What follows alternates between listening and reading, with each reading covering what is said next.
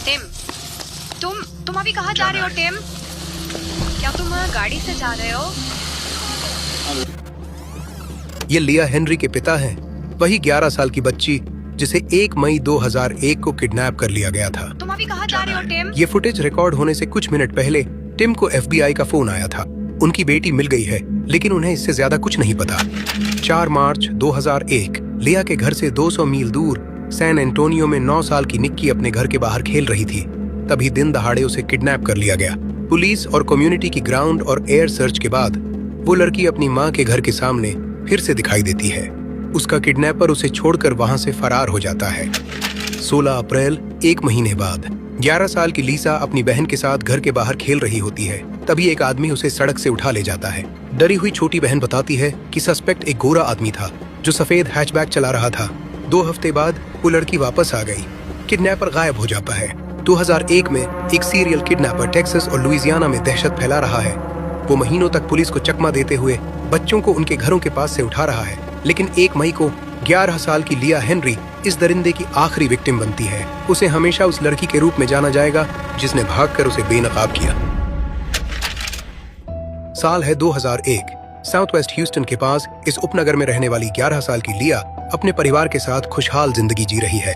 School का साल खत्म होने की खुशी में डूबी लिया को जरा भी अंदाजा नहीं है कि मार्च महीने से आसपास के शहरों में किडनैपिंग के मामले लगातार बढ़ रहे हैं। 1 मई 2001 सुबह करीब 7:30 बजे लिया खुशी खुशी अपनी बस में चढ़ती है, क्योंकि उस दिन स्कूल में सेलिब्रेशन होने वाला है। शाम के 5 बजे है और लिया की माँ घबराकर उसके पापा को फोन करती है, क्योंकि लिया अभी तक घर नहीं पहुंची है। वो स्कूल में पता करते हैं, उसके दोस्तों से पूछते हैं, पूरे इलाके में ढूंढते हैं, लेकिन उनकी बेटी कहीं नहीं मिलती। एक पड़ोसी का कहना है कि उसने उस दिन लिया को किसी आदमी की गाड़ी में बैठते देखा था। पुलिस को बुलाया जाता है और रिलेटिव्स भी पूरे शहर में तलाश में जुट जाते हैं। 2 मई लिया को लापता हुए करीब 24 घंटे हो चुके हैं।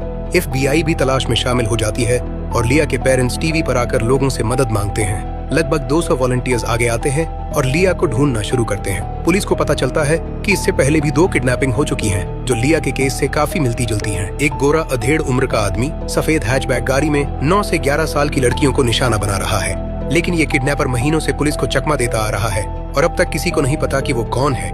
वक्त के साथ साथ लिया की जिंदा मिलने की उम्मीद कम होती जा रही है। 4 मई लिया के किडनैप हुए 3 दिन हो चुके हैं। सुबह करीब 11 बजे लिया के पिता टिम को FBI का फोन आता है। टिम, तुम अभी कहाँ जा रहे हो टिम? क्या तुम गाड़ी से जा रहे हो? 250 मील दूर कर काउंटी शेरिफ्स डिपार्टमेंट में टिम और उसके परिवार को एक सुरक्षित कमरे में ले जाया जाता है, जहां उन्हें ये चौंका देने वाली खबर मिलती है। लिया मिल गई है जिंदा, लेकिन साफ दिख रहा है कि वो बहुत परेशान है। परिवार को अभी तक नहीं बताया गया है कि उसका किडनैपर कहाँ है। अपने परिवार के साथ जब लिया घर लौटती है तो उसकी सुरक्षित वापसी पर खुशी से झूमती भीड़ उसका स्वागत करती है। छोटी लिया मुस्कुरा रही है, मगर उसकी आंखें बता रही हैं वो किस दर्द से गुजरी है। उसके बचाए जाने की खबर दुनिया भर में दिखाई जा रही है, लेकिन उसके साथ क्या खौफनाक हादसा हुआ ये सिर्फ वही बता सकती है। उसकी कहानी 1 मई से शुरू होती है, जब वो स्कूल से घर पहुंचती है। जब बस ड्राइवर ने मेरे स्टॉप पर बस रोकी तो मैं उतर कर जाने लगी।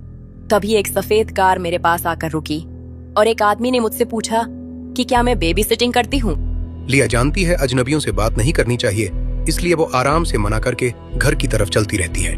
थोड़ा आगे जाकर जैसे ही लिया को अपना घर दिखाई देता है, वो आदमी गाड़ी फुटपाथ पर चढ़ाकर उसके सामने रोक देता है और उसका रास्ता बंद कर देता है।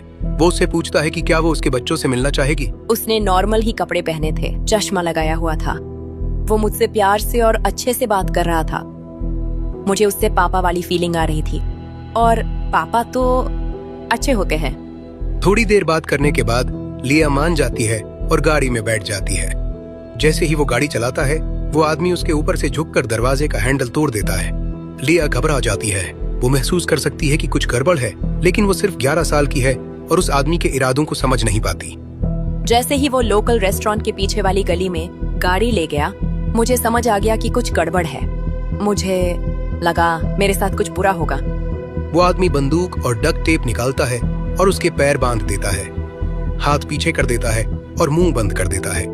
फिर वो उसे झुककर बैठने को कहता है और फिर से गाड़ी चलाता है। वक्त जैसे थम चुका था। लिया एक अजनबी की कार में दुबकी बैठी थी, बेबस। हर गुजरते मिनट के साथ वो अपने घर से दूर होती जा रही थी।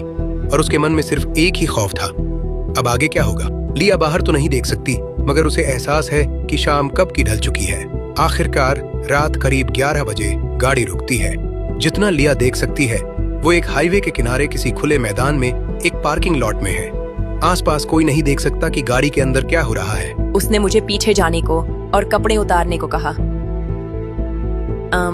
मुझे समझ नहीं आ रहा था मेरे साथ क्या हो रहा है। मैंने चिल्लाने की कोशिश की, मैं आसपास की चीजों को जोर से पकड़ने लगी, बस ताकि किसी तरह मेरा ध्यान उस दर्द से हट सके। लेकिन जब वो रुका तो मैं रोने लगी।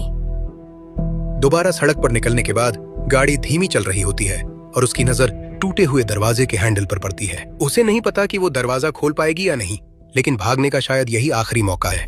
हाथ अभी भी पीछे बंधे होने के बावजूद वो दरवाजे पर झपटती है और अंधाधुंध उसे खोलने की कोशिश करती है, लेकिन नाकाम रहती है। उसकी कोशिश देखकर वो आदमी शांति से कहता है, तुम इसकी कीमत चुकाओगी। थोड़ी देर बाद वो फिर गाड़ी रोकता है और जैसा वो कहता है उसके बर्ताव की सजा देता है। वो धमकी देता है कि उसने दोबारा ऐसा किया तो सजा और भी कड़ी होगी। उस वक्त इतना सब होने के बाद मुझ में और हिम्मत नहीं बची। मुझे लगने लगा था अब मैं नहीं बचूंगी। देर रात लिया देखती है कि वो आदमी एक छोटे से शिकारी केबिन की तरफ गाड़ी ले जा रहा है। फिर वो उसे बंदूक की नोक पर अंदर ले जाता है और इस बार रस्सी से उसके हाथ सिर के ऊपर बांध देता है। वो गन टीवी पर रखकर दरवाजे पर लॉक लगा देता है और एक बार फिर लिया के साथ जबरदस्ती करता है। वो मुझे मारने लगा, पीटने लगा। मैं पूरी तरह बेबस थी और मेरे पास कोई नहीं था जो मेरे साथ हो। मुझे याद है कि मैं बंधी हुई ही सो गई थी। कैद की पहली सुबह लिया की आंख खुलती है तो वो आदमी उसे जिप टाई से एक मेज से बांध रहा होता है। वो उसे धमकाता है कि अगर उसने भागने की कोशिश की तो वो उसके परिवार तक पहुंच जाएगा या उसे ढूंढ निकालेगा। पिछली रात दी गई सजा के बाद लिया उसकी बात न मानने के अंजाम से बहुत डरी हुई है और फिर वो आदमी वहां से चला जाता है, बाहर से दरवाजा बंद करके। लिया अब वहां अकेली है, किसी सुनसान जगह पर बंधी हुई। वो खुद को छुड़ाने की कोशिश करती है और जिप टाई से निकलने का तरीका ढूंढ लेती है। अब कैबिन में घूमने के लिए आजाद होकर वो खिड़की से निकलने की सोचती है, लेकिन डर हावी हो जाता है। मुझे कैबिन के बाहर हर चीज से डर लग रहा था। मुझे लगने लगा था कि आसपास हर आदमी उसी जैसा होगा, या अगर कोई मुझे मिल गया तो शायद वो मेरे साथ और बुरा करे। उस वक्त मैं अपने परिवार के बारे में सोचने लगी थी। लिया सोच भी नहीं सकती कि उसके पापा अभी किस हालत में होंगे।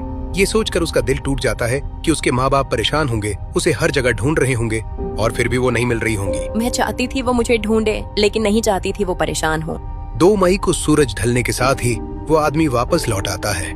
लिया उसकी गाड़ी की आवाज सुनती है और जल्दी से खुद को फिर से बांध लेती है। मुझे याद है वो एक अखबार लाया था जिसमें मेरी बहन की फोटो थी और उसकी आंखों में एक खालीपन था, और उस वक्त मेरा बस मन कर रहा था कि उसे गले लगा लो। उस दर्दनाक तस्वीर को देखकर उसे तसल्ली भी मिलती है कि उसके माँ बाप उसे ढूंढने में जी जान लगा रहे हैं। वो आदमी उसे चढ़ाता है, कहता है कि वो एक दिन हार मान लेंगे, लेकिन इससे उसका हौसला और बढ़ जाता है। मैं बस इसी भरोसे टिकी रही कि वो मुझे ढूंढ रहे हैं। वो नहीं हारे तो मैं क्यों हारूं? लिया ठान लेती है कि वो जिंदा बाहर निकलने के लिए हर कोशिश करेगी, लेकिन वो जानती है कि वो एक सनकी और खतरनाक आदमी के चंगुल में है, इसलिए आजाद होने तक उसे उसकी हर बात माननी पड़ेगी। अगली सुबह वो आदमी फिर चला जाता है और लिया एक बार फिर जिप टाई से निकल जाती है। इस बार वो अपने स्कूल बैग में रखा कैमरा निकालती है। मुझे लगता है उसी वक्त मैंने तय किया था कि मेरे साथ जो कुछ हो रहा है मुझे उसका रिकॉर्ड रखना होगा, क्योंकि अगर कोई मुझे ढूंढने आया तो उन्हें सबूत चाहिए होंगे। लिया हर चीज की फोटो लेती है, कैबिन के अंदर की, उसके शरीर पर चोट के निशान की जहां उसे बांधा जाता है, और बाहर के इलाके की भी। वो अपनी डायरी निकालती है और जो कुछ उसके साथ हुआ सब कुछ डिटेल में लिखने लगती है। शायद उसमें उसे लड़ने की ताकत नहीं है, लेकिन वो अपनी समझदारी से उसे हरा सकती है। रात होने पर वो आदमी वापस आता है और लिया को जिप टाई में बंधा पाता है। लिया समझ चुकी है कि पिछली रात की तरह वो आदमी फिर उसके साथ बुरी हरकतें करेगा, लेकिन उसे अपने परिवार के लिए मजबूत रहना है। तीसरी सुबह लिया बाहर से आती शोरगुल की आवाज से जागती है। वो अकेली है पर हिलने की हिम्मत नहीं होती। 1 घंटे बाद वो आदमी भागता हुआ अंदर आता है और उसे कपड़े पहनने और अपना सामान उठाने को कहता है। वो जा रहे हैं। मुझे नहीं पता था क्या हो रहा है, पर इतना पता था कि वो घिरा हुआ महसूस कर रहा था। अखबार ये इशारा देने लगे थे शायद उन्हें इस आदमी के बारे में कुछ पता चल गया है। वो आदमी उसके सिर को तकिए के कवर से ढककर गाड़ी तक ले जाता है। उसे बस धूप की हल्की रोशनी नजर आ रही है। वो उसे पिछली सीट पर बिठाता है और गाड़ी स्टार्ट करता है। मैं वहाँ सोच रही हूँ कि अब मेरे साथ क्या होने वाला है। वो मुझे कहीं और ले जाएगा या अब हालात और भी बुरे होने वाले हैं। तभी लिया को कंकड़ वाली सड़क पर गाड़ी के टायरों की आवाज सुनाई देती है। वो आदमी बाहर निकलता है और उसे चुप रहने को कहता है। लिया को बिल्कुल नहीं पता कि बाहर क्या हो रहा है और ड्राइववे पर कौन आ रहा है। मुझे डिस्पैच से एक खबर मिली कि किसी ने शायद सस्पेक्ट की गाड़ी को देखा है। कर काउंटी शेरिफ डिपार्टमेंट के ऑफिसर बिलीटर एक टिप की इन्वेस्टिगेशन करते करते करविल के एक सुनसान कैबिन तक पहुंच जाते हैं जो ह्यूस्टन से लगभग 300 मील दूर है। मैं वहां पहुंचा तो मुझे एक गाड़ी दिखी, लेकिन उसका रंग अलग था और उसकी नंबर प्लेट भी अलग थी। बिलेटर एक सफेद हैचबैक ढूंढ रहे होते हैं, लेकिन उन्हें ड्राइववे पर एक लाल गाड़ी खड़ी मिलती है।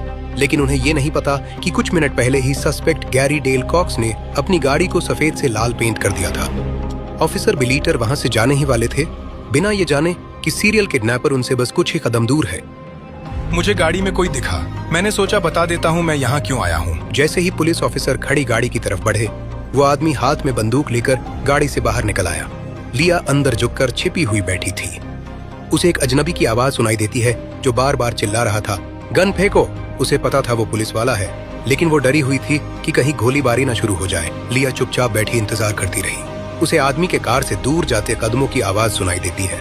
उसका दिमाग शांत नहीं था। सब कुछ इतनी तेजी से हुआ कि सोचने का मौका ही नहीं मिला और मैंने बस कर दिया। अगले ही पल वो बाहर निकलकर पुलिस की गाड़ी की तरफ दौड़ती है। अगर कोई गोली चलाता तो वो बीच में आ जाती, लेकिन वो रुकी नहीं। बिलेटर ने उसे पिछली सीट पर बैठने को कहा और उसने एक पल भी नहीं सोचा।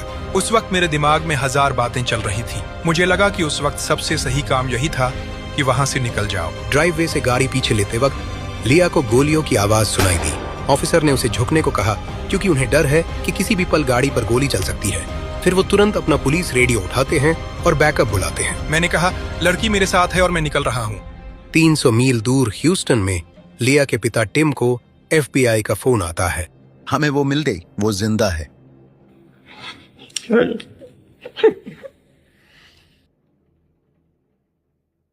मेरे हाथ से फोन छूट गया। हम बस उछल पड़े। पुलिस ऑफिसर वहीं थे। 5 मिनट के अंदर हम घर से निकलकर FBI हेडक्वार्टर्स पहुंच गए। एक लोकल पायलट टिम और फैमिली को 300 मील दूर करविल ले जाने के लिए आगे आता है।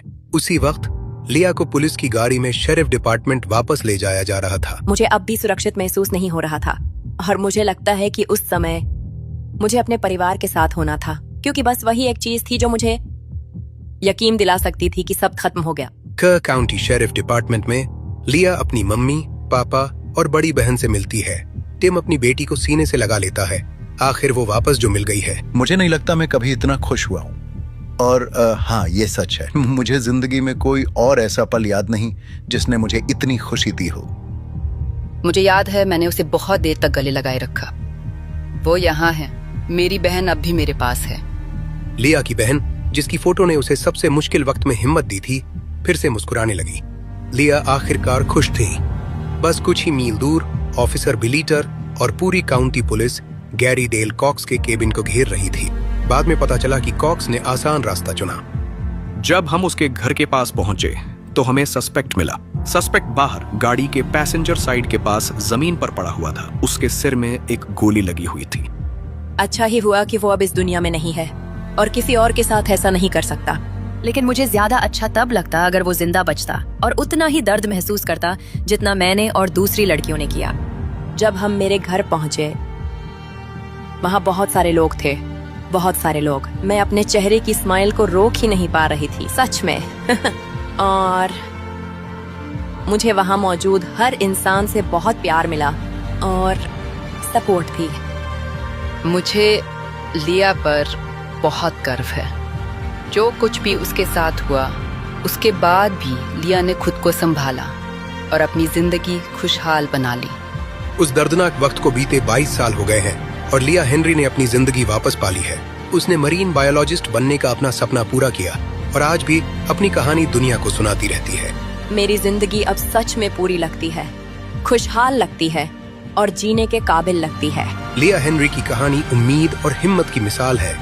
सिर्फ 11 साल की उम्र में उसने बुराई की आंखों में आंखें डाली और जिंदा बच निकली। लोगों को ये समझना जरूरी है कि जिंदगी कभी कभी बहुत डरावनी हो सकती है, लेकिन उससे बाहर निकलने के रास्ते भी होते हैं, खुद को संभालने के तरीके होते हैं, और बस कभी भी हार नहीं माननी चाहिए। और मैं अपने परिवार के पास अपने घर वापस जाने की जिद पर अड़ी थी। वो होना ही था, चाहे कुछ भी हो जाए।